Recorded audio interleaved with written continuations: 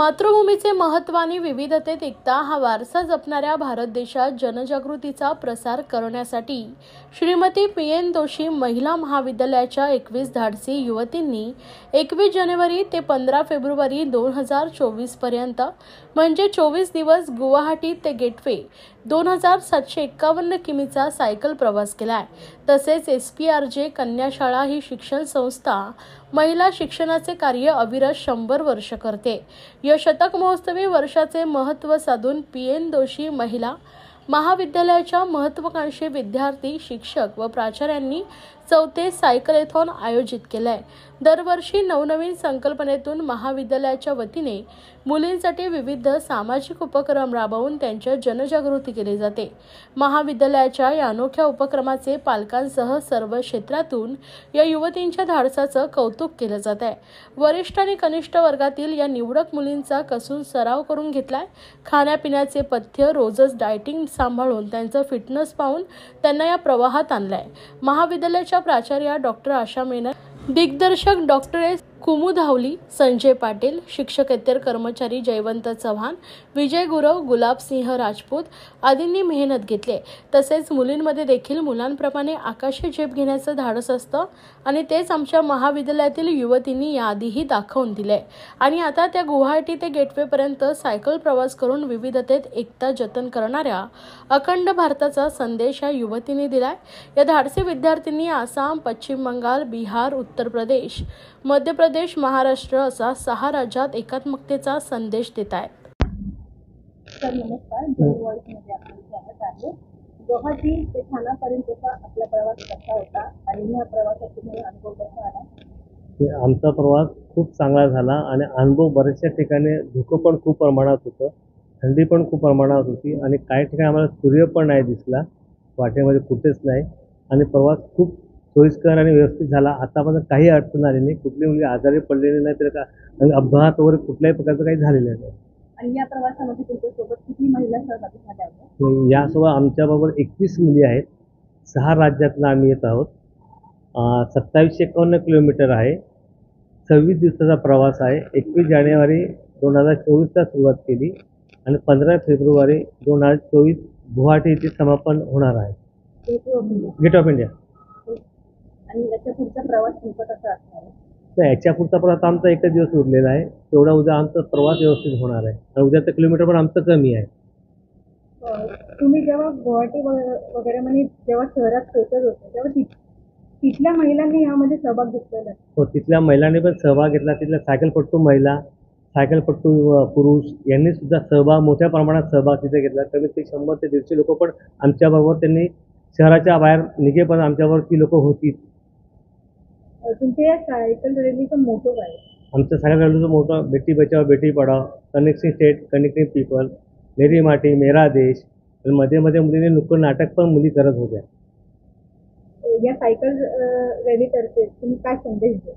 तर या सायकल रॅलीचा एवढा संदेश देऊ शकतो की प्रत्येक महिलांनी, प्रत्येक पुरुषांनी महिलांसाठी जास्तीत जास्त पुढे यावं, महिलांना शिक्षण द्यावं, बेटी बचाओ बेटी पढाओ ह्या माध्यमातून संदेश देऊ शकतो। नमस्ते, माझं नाव कीर्ती गोपीनाथ चव्हाण, मी SPN जोशी वुमन्स कॉलेजची विद्यार्थिनी आहे। आज आम्ही 21 जानेवारीपासून हा प्रवास सायकलथॉन 2024 चालू केलं। 21 जानेवारीपासून ते 15 फेब्रुवारी हा आमच्या एवढ्या दिवसांचा प्रवास आहे। त्या प्रवासात आम्ही खूप काही गोष्टी नवीन नवीन बघितल्या, जसे की त्या लोकांचे म्हणजे आसाम, बिहार, UP या ठिकाणी खूप वेगवेगळे, तिकडची थंडी, तिकडचे लोक आता आम्ही जाऊ तिथे थांबवतो, तिथे बोलायचे अरे आम्ही 15 दिवस झाले सूर्यप्रकाश पण बघितला नाही।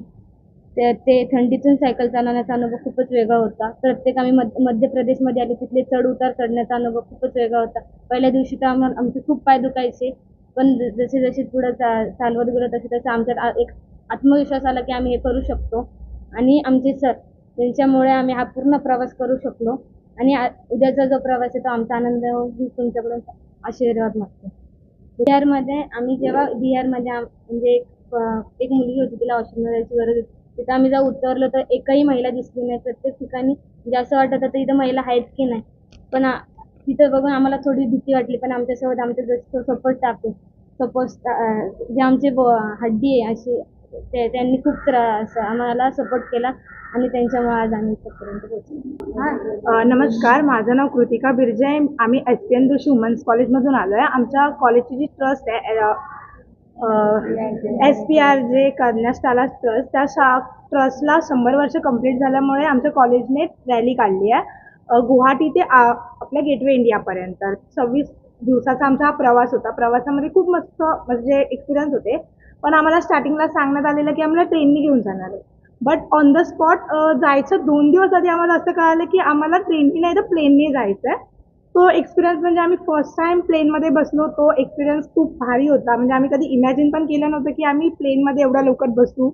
तो पण एक्सपिरियन्स एक खूप मस्त होता. प्लस आम्ही म्हणजे आसामवरून स्टार्ट केलं तर आम्हाला आधी असं वाटलं की आसाममध्ये खूप जास्त थंडी आहे. पण जेव्हा आम्ही हळूहळू बिहार UPमध्ये यायला लागलो तेव्हा आम्हाला एवढं म्हणजे बोलतात ना की आपल्या इथे काहीच थंडी नाही आहे त्यांच्या हिशोबात. एवढी जास्त थंडी तिकडे आहे. म्हणजे आणि प्लस म्हणजे आम्ही जेव्हा येत होतो रस्त्याने तेव्हा म्हणजे स्कूलची लहान मुलं मुली प्लस कॉलेजची मुलं मुली आमच्याकडे बघून म्हणजे ते शॉक व्हायचे की एवढ्या मुली असून सायकली चालवत आहेत. आणि बिहारमध्ये आम्ही जेव्हा एकदा वॉशरूमला उतरलो तेव्हा बघतो तर रस्त्यावरती कोणच नव्हतं. म्हणजे एका हॉटेलला उतरलो तिथे पण माणसं आमच्याकडे म्हणजे असं बघतात ना की ह्या कुठून आल्या आहेत काय एवढं म्हणजे असं बघत होते. आता तेव्हा पण आम्हाला थोडंसं असं घाबरायला वाटलं की असं का बघतायत. थोडंसं त्यांची नजर पण थोडीशी असं हे वाटलं. बट आमच्यावर आमचा जो सपोर्ट स्टाफ होता, आमचे काका आहेत, आमच्याबरोबर 4 काका होते, गुलाब काका, गुरव काका, चव्हाण काका, परत चंद्रकांत काका. त्यांनी म्हणजे आम्हाला खूप सपोर्ट केला. प्लस आमचे पाटील सर त्यांनी आमच्यासाठी काय बोलतात आम्ही एवढा प्रवास करावा म्हणून आमचं 2 महिने आधीपासून ट्रेनिंग चालू केलेली. त्याच्या आधी आम्हाला सांगण्यात आलेलं की तुमची सायकल चालू होणार आहे. तर त्याच्यासाठी आम्ही पहिली तर 1-2 महिने केलेली प्रॅक्टिस. पण जी मेन प्रॅक्टिस असते ती आमची गेल्या 2 महिन्यात करून घेतलेली. आमच्या सरांनी, शीतल मॅमनी, स्पोर्ट्सचे जे सगळे स्टाफ वगैरे आहेत त्या सगळ्यांनी आमची करून घेतलेली. त्याच्यामुळे म्हणजे आम्हाला थोडंसं फिजिकली तर आम्ही ट्रेन होतोच. प्लस आमच्या कॉलेजने आमच्याकडनं आमचं काउन्सिलेशन करून घेतलेलं. आम्हाला पूर्ण म्हणजे बोलतात ना मेंटली पण स्ट्रॉंग केलेलं की आम्हाला महिनाभर पूर्ण आमच्या पॅरेंट्सपासून लांब राहायचं होतं. पण आम्ही पूर्ण महिनाभर पॅरेंट्सपासून लांब होतो. आम्हाला असं थोडंसं वाटायचं की मम्मी पप्पा बट बोलतात ना एक मायेची आई असते सोबत, तशी आमच्या पाटील सरांची वाईफ आमच्या पाटील मॅम आमच्यासोबत होत्या पूर्ण 1 महिना. आम्हाला कोणालाही काही त्रास झाला, आम्हाला बरं नसेल वाटत तर त्या आम्हाला म्हणजे औषध पाणी द्यायच्या. कधी कधी त्या विचारायच्या पाय दाबून देऊ का. म्हणजे त्यांनी आमच्यासाठी एक आई जशी आमच्याबरोबर वागते तसं आमच्याबरोबर वागले. जर आम्हाला कधी म्हणजे असं अपसेट फील होत असेल तर त्यांनी म्हणजे बोलतात ना एक आई जशी ओरडून बोलते की जेवायलाच पाहिजे तसं पण त्यांनी केलं आहे. खूप मस्त म्हणजे एक आई जशी आपल्या मुलांबरोबर वागते तसे आमचे मॅमने वागले. आमचे काका लोक पण आम्हाला म्हणजे एका वडिलांसारखं वागवलंय. सर आमचे टीचर्स लोक पण चेंज होत होते हर 3 स्टेट नंतर. तर त्यांनी पण आमच्याबरोबर म्हणजे बोलतात ना एक पॅरेंट्स टाईप आम्हाला फील केलं. त्याच्यामुळे आणि पूर्ण प्रवासामध्ये विचाराल तर खूप मस्त प्रवास झाला आमचा. आम्हाला येताना खूप सारे वेगवेगळे तिथे आम्हाला शेती बघायला भेटली वेगवेगळी जी आम्ही आजपर्यंत बघितली नव्हती. प्लस आम्ही वेगळे ॲनिमल्स बघितले, बर्ड्स बघितले. आतापर्यंतचा प्रवास आमचा खूप मस्त झाला. आता फक्त आमचा एकच दिवस राहिला आहे उद्याचा. इथून फक्त गेटवेपर्यंत तो काय आम्ही आता एवढं सगळं करून आलाय तर आमचा काय बोलतात पटकन होऊन जाईल असं वाटतंय आणि खूप एक्साइट आहोत तो प्रवास हे करायला. आमच्या येताना एकदा म्हणजे आम्ही रस्त्यामध्ये वॉशरूमसाठी थांबलेलो तेव्हा आम्हाला एक आजी भेटल्या. त्या जस्ट शेतामधून येत होत्या. त्यांच्या डोक्यावरती सामान पण होतं. बट त्यांनी आम्हाला बघून त्यांचं सामान बाजूला ठेवून त्या थांबल्या आमच्यासाठी. आणि त्या म्हणजे आम्हाला विचारायला लागल्या की तुम्ही कुठे चाललायत काय. तर आम्ही सांगितलं की आमचा असा प्रवास आहे, आम्ही 21 दिवस बाहेर आहोत वगैरे. तर त्यांनी आम्हाला म्हणजे थोडंसं कौतुकास्पद आमचं कौतुक पण केलं. त्यांनी आम्हाला शाबासकी पण दिली आणि आम्हाला आशीर्वाद पण दिला. त्या प्लस त्यांना स्वतःला 3 मुली होत्या. त्या प्राऊडली सांगत होत्या की मी माझं शिक्षण कंप्लीट करू नाही शकली ॲज अ फॅमिली इश्यूमुळे.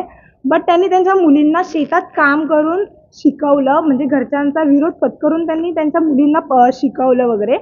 आणि त्यांनी म्हणजे आम्हाला पण थोडंसं असं इन्क्रीजिंग केलं आमच्याकडून. त्या बोलल्या की मी माझ्या मुलींना हे जाऊन नक्की सांगेन वगैरे. आणि त्या आजी म्हणजे त्या काकू अशा नव्हत्या, आजी होत्या 70+ वय होतं त्यांचं तरीसुद्धा त्या शेतामध्ये राबत होत्या तेव्हा. आणि तेव्हाचं वातावरण पण एवढं थंडी होतं की आम्ही स्वतः स्वेटर वगैरे होतं. पण त्या ज्या आजी होत्या त्या नॉर्मल साडीमध्ये वेअर होत्या. आणि त्यांनी आमचं खूप कौतुक केलं. तेव्हा आम्हाला असं वाटलं की आम्ही पण काहीतरी करतो आणि ह्या